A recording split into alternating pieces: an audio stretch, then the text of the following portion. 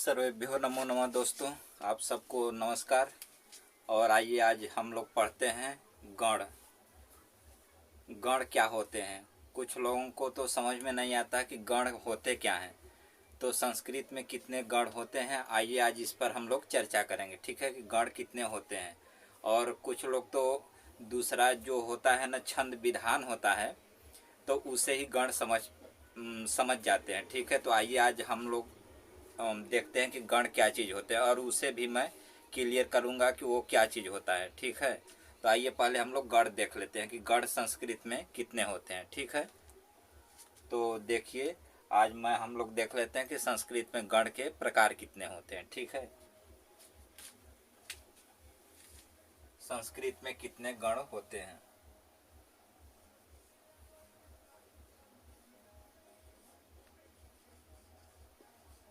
संस्कृत में गणों की संख्या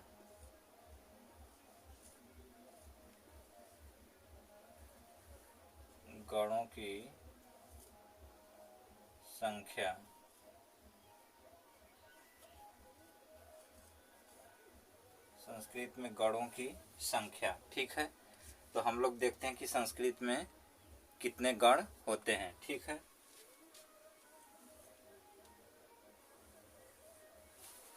तो आइए शुरू कर लेते हैं। पहले इनकी संख्याओं पर हम लोग देख लेते हैं। ठीक है, तो पहला गण है भवादि गण। पहला गण है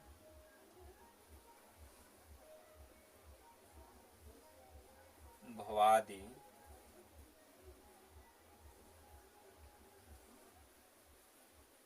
पहला है भवादि गण। ठीक है, दूसरा जो है अदादि गण। दूसरा है अदादि। दूसरा है अदादि गण। दूसरा है अदादि गण।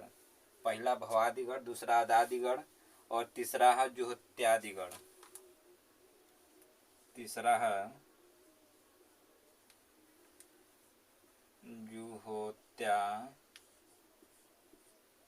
जुहोत्यादि गण। ठीक है, चौथा है जुहोत्यादि गण। इसी को ह्वादि गण भी बोलते हैं। इसी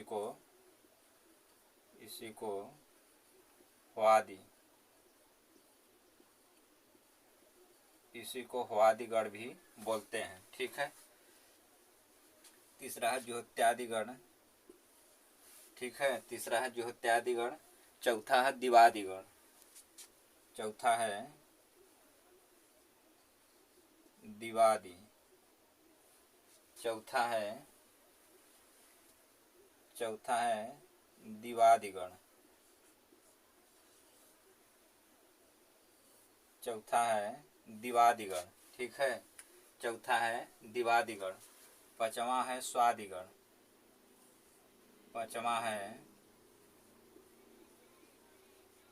स्वादि गण। पांचवा है स्वादि गण। छठवां है पांचवा है स्वादि गण। छठवां है तुदादि गण। छठवां है तुदादि।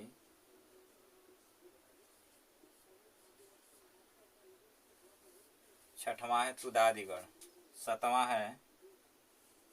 सातवां है रुधादि गण। सातवां है रुधादि।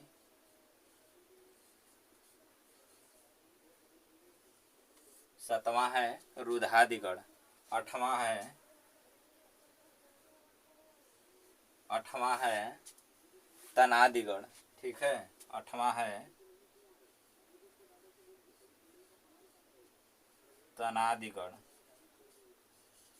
आठवां है तनादि गण। और आठवां है तनादि गण। नौवां है क्रयादि गण। नौवां है क्रयादि गण। नौवां है क्रयादि गण। और 10वां जो है वह कौन सा गढ़ है? तो चुरादीगढ़ है। 10वां है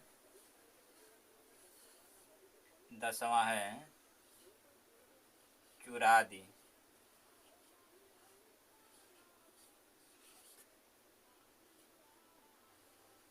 10वां है चुरादीगढ़। ये 10 गढ़ हैं, ठीक है। संस्कृत में गढ़ों की संख्या जो होती है वह कितने होती है? 10। अब समझ में आ गया कि संस्कृत में 10 गढ़ होते हैं। इसमें कुछ विकरण भी होते हैं, उसे हम लोग देखेंगे इसके सामने कि किसमें कौन से विकरण आते हैं। तो पहला भवादीगढ़, दूसरा अदादीगढ़, तीसरा है जोहत्यादीगढ़, इसे होवादीगढ़ भी बोलते हैं। चौथा दिवादीगढ़, 5वां स्वादिगढ़, ठीक है, 5वां स्वादिगढ़। 6वां है तुदादीगढ़, 7वां रुधादीगढ़, 8वां तनयादीगढ़, 9वां है क्रयादीगढ़ और 10वां है चुरादीगढ़, ठीक है। ये 10 गण संस्कृत में होते हैं। अब इसमें कौन कौन से विकरण हैं, कैसे पहचानोगे? बहुत सारे रूप आपको देखने को मिल जाएगा। तो इस विकरण याद रहेगा तो आप आसानी से पहचान लोगे, ठीक है। तो इसमें देख लेते हैं विकरण कौन कौन से हैं किस गढ़ में, ठीक है। तो देख लेते हैं विकरण, ठीक है। इसको बोलते हैं विकरण, ठीक है, विकरण। तो इसके सामने, सबके सामने किसमें कौन सा विकरण है, ठीक है।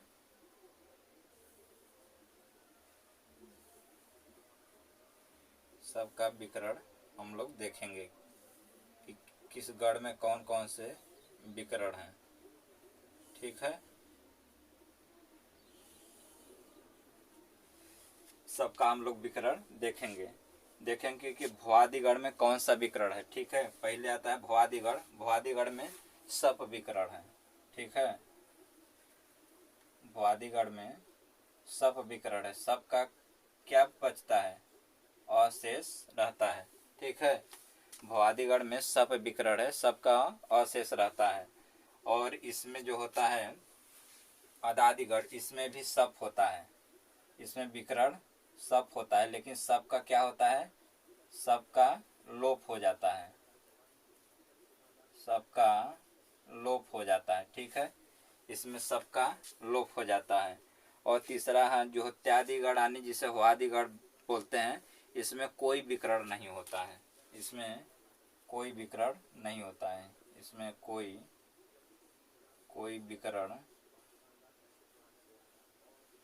विकरण नहीं होता है, ठीक है। इसमें कोई विकरण नहीं होता है जो त्यादीगढ़ यानी होवादीगढ़ में, ठीक है। चौथा है दिवादीगढ़ होता है। दिवादीगढ़ में कौन सा विकरण होता है? तो शयन होता है, ठीक है, शयन होता है। शयन का क्या होता है? यह शेष रहता है। दिवादीगढ़ में शयन होता है, शयन विकरण, ठीक है। शयन विकरण होता है, शयन का यह शेष रहता है, ठीक है।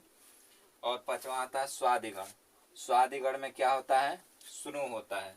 स्वादिगढ़ में सुनु विकरण होता है, ठीक है। स्वादिगढ़ में सुनु विकरण होता है। सुनु का नु शेष रहता है, ठीक है। सुनु का नु शेष रहता है। और अब देखते हैं 6वां में तुदादीगढ़।